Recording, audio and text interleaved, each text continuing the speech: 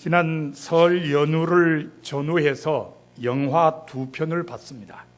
가브나움이라는 영화와 극한 직업이라는 영화입니다. 가브나움이라는 영화는 제 딸과 사위에게 가난한 사람들이 어떤 삶을 살아가는지 깨우쳐 주기 위해 집사람과 함께 넷이서 봤습니다. 극한 직업이라는 영화는 친구 목사들과 함께 마음껏 웃기 위해 보러 갔습니다. 가브나움이라는 영화는 생각보다 더 큰 감동을 주었습니다. 난민들을 비롯한 소외 계층들에 대한 관심을 더 갖게 된 계기가 되었습니다. 제 딸도 영화를 보면서 큰 감동을 받은 것처럼 보였습니다. 하지만 극한 직업이라는 영화는 생각만큼 웃기지는 않았습니다. 1000만 관객을 웃긴 영화라고 해서 목사들이 함께 웃으려고 영화를 보러 갔지만 기대만큼 웃지는 못하고 영화관을 나왔습니다. 물론 웃게 만드는 장면도 많이 있기는 했습니다. 하지만 점잖은 목사가 마음껏 웃게 하지는 못한 상황이었습니다. 영화관을 나와서 차를 마시면서 아쉬움을 토로하며 옛날에 본 재미있는 영화에 대한 이야기를 나누었습니다. 모두의 기억 속에 공통적으로 재미있는 영화로 남아있는 것이 하나 있었습니다. 목사들이라서 그런지 할렐루야라는 영화를 모두 기억했습니다. 할렐루야라는 영화는 1997년에 신성수 감독이 만들었습니다. 여러분 저 포스터의 글씨를 잘 보세요. 믿음, 소망, 사기, 그 중에 제일은 사기라, 이렇게 적혀 있습니다. 영화의 내용은 이렇습니다. 소매치기이자 건달인 양덕근이 성당에 가서 미사를 보는 걸로 영화가 시작됩니다. 왜 갔느냐? 신자 중에서 소매치기 대상을 물색하기 위해서였습니다. 하지만 양덕근의 뜻대로 되지 않고 붙잡혔습니다. 그래서 교도소로 가게 되었습니다. 전과 오범에 별을 달고 출소한 덕근은 룸사롱의 대리기사 일을 하면서 곁다리로 러브 호텔을 드나드는 불륜 커플의 사진을 찍고 협박해서 돈을 뜯어내기도 합니다. 어느 날 우연히 자기가 추적하던 차가 교통사고를 내는 현장을 목격합니다.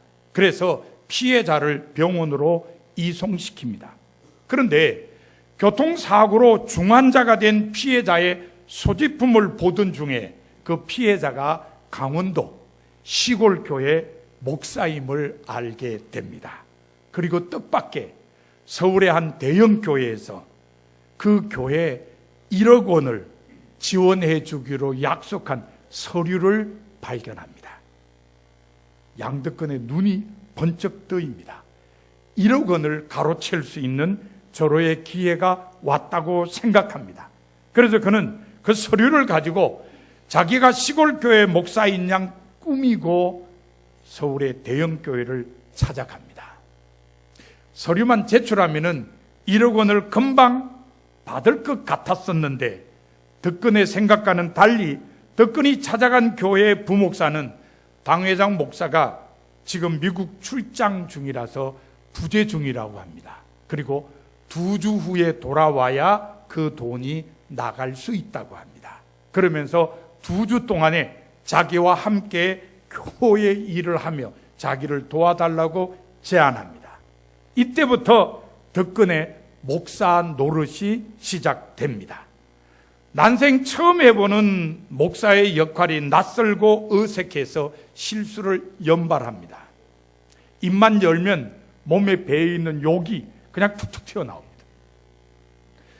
양복 안에서 뭘 꺼냈는데 딱 꺼내보니까 담배입니다. 그것뿐만 아닙니다. 사기꾼답게 가짜 기적을 연출합니다. 친구와 짜고서는 가짜 환자 노릇을 하면서 양덕근이 딱 해서 일어나게 만듭니다. 이런 쇼를 벌입니다. 그러니까 관객들은 영화를 보면서 배를 잡고 웃습니다. 그런데 영화 후반에 가면 덕근은 목사 노릇을 해가면서 그때까지 느끼지 못한 양심의 가책을 느끼게 됩니다. 특히 당회장 목사의 수양딸이 보인 순수하고 착한 마음에 많이 흔들립니다. 마지막에 덕근은 1억 원이란 돈을 받습니다. 하지만 신자들 앞에서 자신의 잘못을 고백하며 돈을 되돌려 줍니다. 그리고 자수해서 교도소로 가게 됩니다. 22년 전에 이 영화가 상영되었을 때 우리나라 교회는 무척 불편해했습니다. 교회의 비이성적인 요소, 성도 가정의 자녀 문제, 그리고 성도의 탈성 등을 부정적으로 보고 꼬집었기 때문입니다. 그러나 이 영화는 교회의 존재 의미에 대해 긍정적으로 표현했습니다. 주인공 덕근의 말을 통해 교회는 죄책감을 갖게 해주는 곳이라는 메시지를 던져주었기 때문입니다. 교회는 죄의 무감각한 시대에 살아가는 사람들에게 죄를 깨닫게 해주는 곳이기 때문에 존재 의미가 있다고 한 것입니다. 그러면 교회는 왜 죄를 깨닫게 해주는 곳일까요? 두말할 것도 없이 가치 판단의 기준인 성서가 있기 때문입니다. 성서는 뭐가 죄인지 사람들에게 가르쳐 줍니다. 율법서가 그렇고 잠언을 비롯한 성문서도 그렇습니다. 산상수훈을 비롯한 예수님의 설교도 그렇고 다양한 사도들의 편지도 그렇습니다. 모두 무엇이 죄인지 가르쳐 줍니다. 그러므로 교회 안에 있는 사람들은 무엇이 죄인지 깨닫게 되고 죄 아래 있는 사람들은 죄책감을 갖게 됩니다. 성서는 무엇이 죄인지 가르쳐 줄 뿐만 아니라 회개도 요청합니다. 예언자들의 외침이 그렇고 세례 요한의 세례도 그렇습니다. 회개하라 천국이 가까웠느니라는 예수님의 첫 번째 설교도 그렇고 성령 강림 후에 행한 사도들의 설교도 그렇습니다. 모두 회개할 것을 요청합니다. 그러므로 교회 안에 있는 사람들은 죄를 심각하게 생각할 수밖에 없고 죄 아래 있는 사람들은 죄책감을 가질 수밖에 없습니다. 그러나 이와 관련하여 우리나라 교회는 큰 문제를 안고 있습니다. 영화 할렐루야의 메시지에서 한 걸음도 나아가지 못하고 있다는 것입니다. 교회가 죄를 깨닫게 해주고 죄책감을 갖게 해주는 데서 더 이상 나아가지 못하고 있다는 말입니다. 우리나라에 와서 복음을 전한 초기 선교사 가운데 한 분이 우리나라 교인들은 교회에 와서 눈물을 흘리며 자기 죄를 회개하지만 교회를 나갈 때는 자기가 회개한 모든 죄를 다시 싸서 가지고 간다고 말했다고 합니다. 그런데 초기 선교사가 지적한 우리나라 교인들의 문제점과 선교 110주년을 넘긴 지금 교인들의 모습은 어떤 차이가 있습니까? 동일하지 않습니까? 지금도 회개한 죄를 다시 싸서 가지고 집으로 돌아가지는 않습니까? 오늘 본문은 이런 우리나라 교인들의 모습은 반드시 변해야 함을 깨우쳐 줍니다. 본문 17절과 18절을 보면 사도 바울은 너희가 본래 죄의 종이더니 너희에게 전하여 준 바 교훈의 본을 마음으로 순종하여 죄로부터 해방되어 의에게 종이 되었느니라고 했습니다. 이 말은 로마 교회 교인들이 전에는 죄의 종이었으나 하나님의 자녀가 된 후에는 의의 종이 되었다는 것입니다. 그러면 바울은 무슨 논리로 이런 말을 했을까요? 세례에 대한 이해 때문입니다. 본문 앞에 있는 6장 1절부터 14절에는 세례에 대한 바울의 이해가 기록되어 있습니다. 바울은 세례를 통해서 예수 그리스도와 하나가 된 사람들은 세례를 받을 때에 그리스도와 함께 죽었다고 설명합니다. 그리스도의 죽음과 연합한다는 뜻입니다. 바울이 이렇게 설명하는 이유는 그리스도의 죽음에 연합해야 그리스도의 부활에도 연합하기 때문입니다. 그리스도와 함께 죽어야 그리스도와 함께 살 수 있다는 뜻입니다. 그런데 예수 그리스도의 죽으심은 죄에 대하여 단번에 죽으시며 예수 그리스도의 살아계심은 하나님께 대하여 사시는 것입니다. 그러므로 그리스도와 함께 죽고 그리스도와 함께 산다는 것은 죄에 대하여 죽고 하나님께 대하여 산다는 뜻입니다. 하나님께 대하여 살아있는 사람은 어떤 사람일까요? 바울은 자신을 하나님께 의의 병기로 드리는 사람이라고 정의합니다. 그래서 바울은 세례를 통하여 예수 그리스도와 하나가 된 사람은 의의 종이 된 사람이라고 했습니다. 결국 그리스도인에 대한 바울의 이해는 전에는 죄의 종이었으나 하나님의 자녀가 된 후에는 의의 종이 된 사람입니다. 본문 17절과 18절을 다시 한번 저와 함께 읽어봅시다. 하나님께 감사하리로다.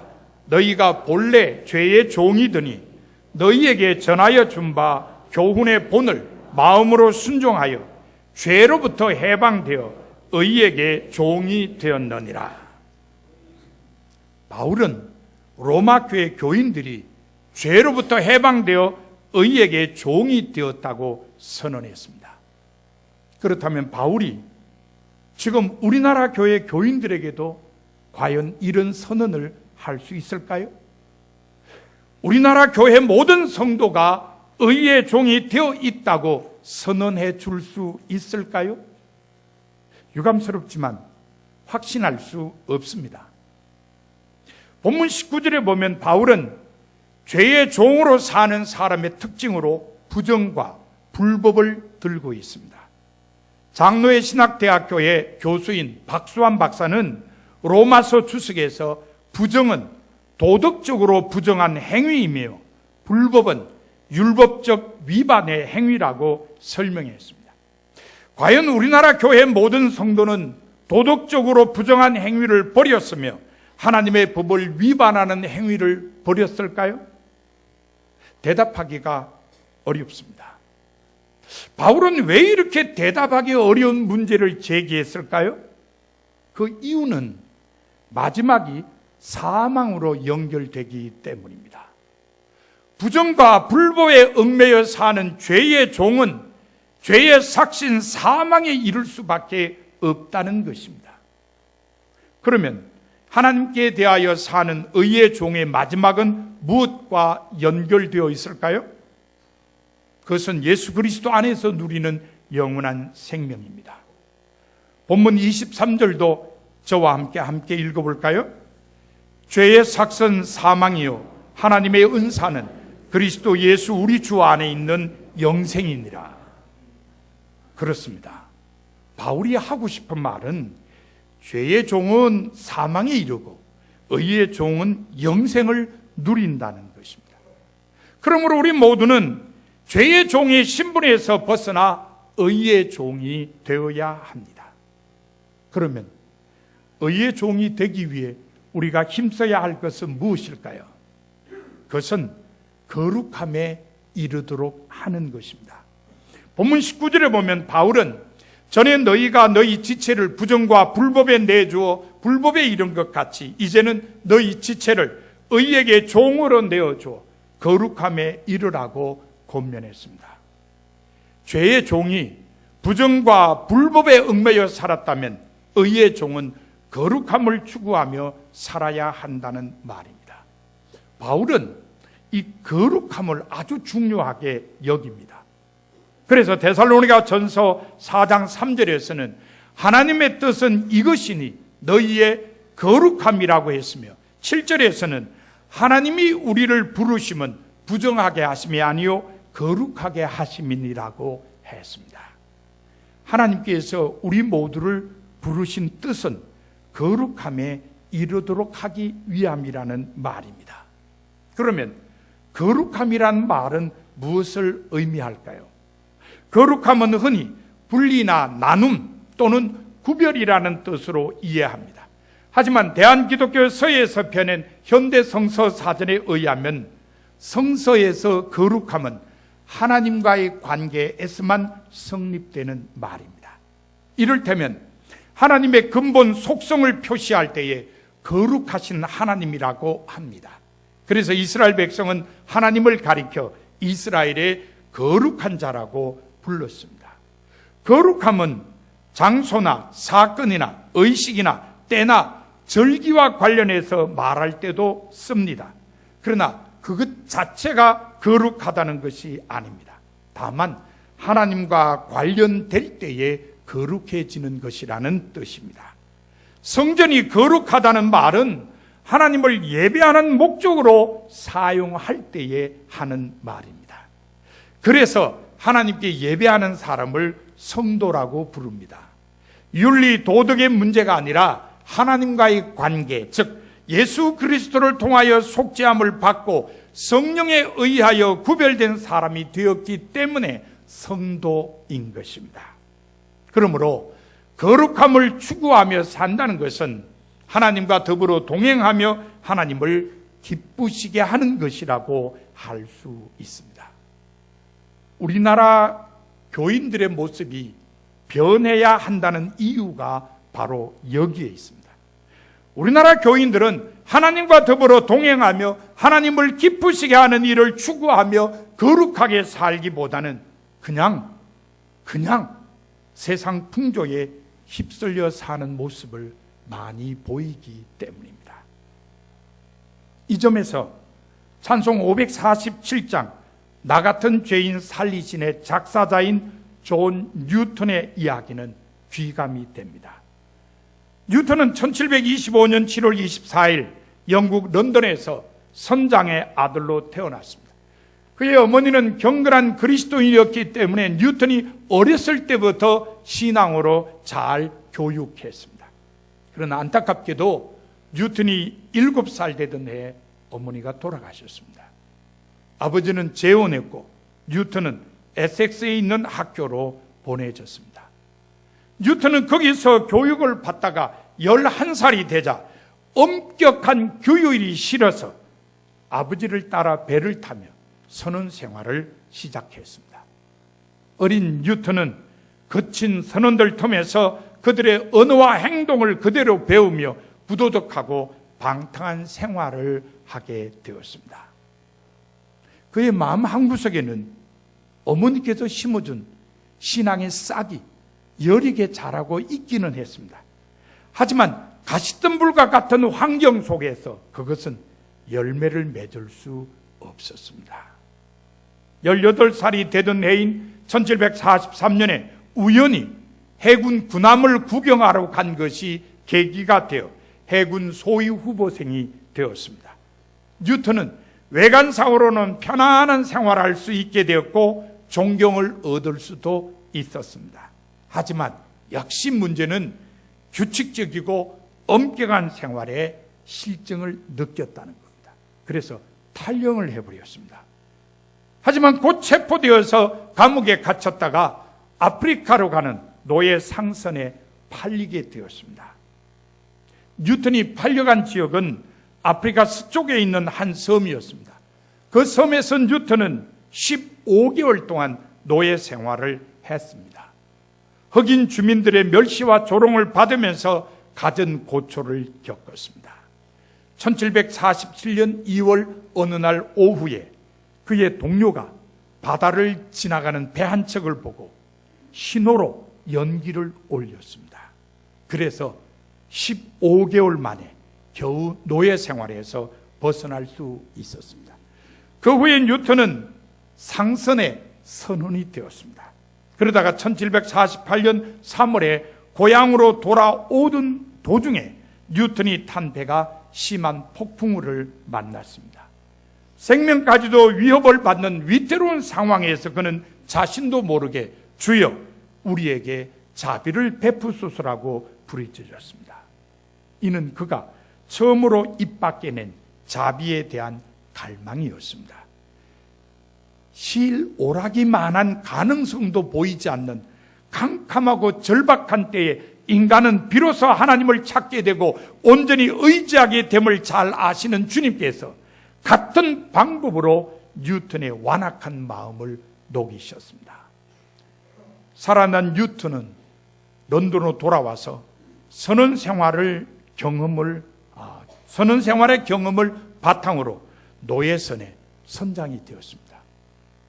하나님을 체험하고 믿게 되었지만 눈앞의 이익을 떨쳐버리지는 못했습니다.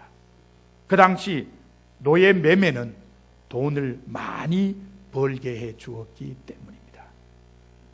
그래서 돈을 벌기 위해 노예선의 선장이 된 것입니다. 그러나 거기에는 폭풍과 질병, 선원들의 배신 행위, 그리고 노예의 반란 등 크고 많은 위험이 따랐습니다. 그래서 뉴턴은 죽음의 고비를 여러 번 넘겼습니다. 뉴턴은 또 그때마다 자기가 만난 하나님을 믿는 신앙으로 이겨내기 위해서 30여 명의 선원들과 함께 매주일 2번씩 예배를 드리며 하나님의 인도하심을 간구했습니다. 그러다가 뉴턴은 심한 열병에 걸려 어려움을 겪던 중에 자신을 되돌아보는 시간을 가졌습니다.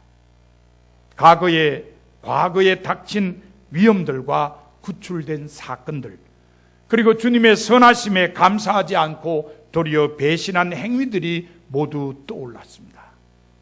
마침내 뉴턴은 비인도적인 노예 사업을 포기했습니다. 그리고 리퍼블 항에서 파고 청량사로 생계를 유지했습니다. 그 후 뉴턴은 성공의 신부가 되어 15년간 목회 사역을 했습니다. 뉴턴은 자기가 노예 상인을 할 때에 노예들이 입던 옷을 입고 설교를 했다고 합니다. 또한 영국의 노예 해방가인 윌리엄 윌버포스를 도와 노예 무역 반대 운동도 펼쳤습니다. 노예 상인이었던 사람이 노예 해방에 앞장선 것입니다.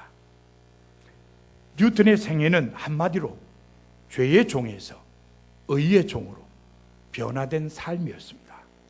거룩함을 추구한 삶이었던 것입니다. 사랑하는 성도 여러분, 여러분은 지금 어떤 모습으로 살고 계십니까? 죄의 종입니까? 아니면 의의 종입니까? 하나님께서는 여러분이 거룩함을 추구하는 의의 종으로 살기를 원하십니다. 여러분 모두 하나님께서 원하시는 의의 종으로 하루하루의 삶을 사시기를 바랍니다. 이제 말씀을 마음에 새기고 결단하는 침묵 기도를 2, 3분간 드리도록 하겠습니다.